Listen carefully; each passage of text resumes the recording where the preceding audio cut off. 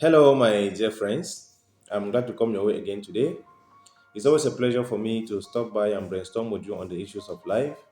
Remember that our present series is God is and God will, and this comes to address a need in the life of so many believers today, and it is a need of prayer. So many people are praying to God, maybe one problem or the other, or maybe just the need for communion with Him. Many people go into His presence, but they return empty handed without any solution, without any concrete instruction on what to do next, right? Before we go deeper into our discussion, let me refer you to a part of the story in the Old Testament. One day God asked Moses to come up the mountain to encounter Him, and in coming, he should bring two tablets of stones, clean, plain tablets of stone without any instructions on them, right?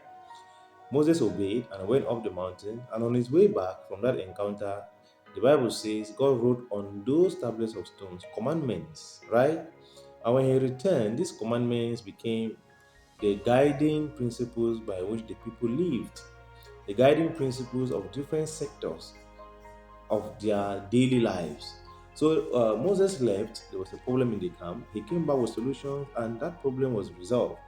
That is exactly how it is supposed to be with many of us who go into the presence of God.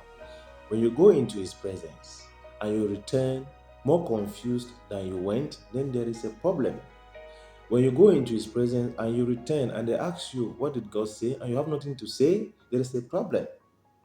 When you go into His presence with an expectation and return with that same expectation, there is a problem, right? And that is why we are sharing this. And our key verse is Hebrews 11, verse 6. From New English Translation, this is how it presents it. Without faith, it is impossible to please God, right? I don't want to dwell on that phrase because it may create some doubts on what it actually means to please God. But let me move on. The next sentence says, He who approaches God, anyone who approaches God must, it's a must, believe that He exists. You see, imagine that Moses did not believe that God exists. Going up the mount with those tablets of stone will have just been a wasted endeavor, right? So you got what the Bible is saying, you must first sit down and take away every doubt in your mind about the existence of God. Because if you are still doubting whether He exists, don't expect to receive answers from someone who does not exist. Don't expect that someone who is of no existence is going to reply to you when you utter words.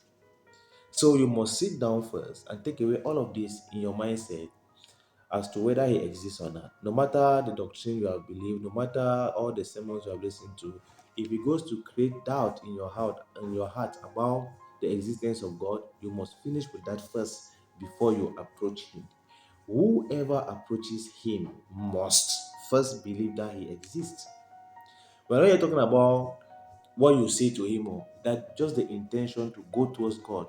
These are the conditions you must fulfill to even get up and go into His presence. You must conclude in your heart that He exists. Then it follows by saying He is a rewarder of those who diligently seek Him. So if you have crossed the first barrier that He exists, your heart believes that He exists.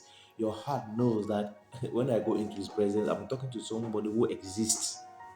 Then the next thing to force your heart to believe is that He is a rewarder of those who diligently seek Him.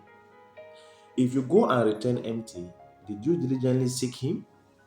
So, from the next episode, we are going to be examining the things that make us go into His presence and come back empty handed, right? We are going to break it down in details, and I wish you well, my dear friends. Bye bye.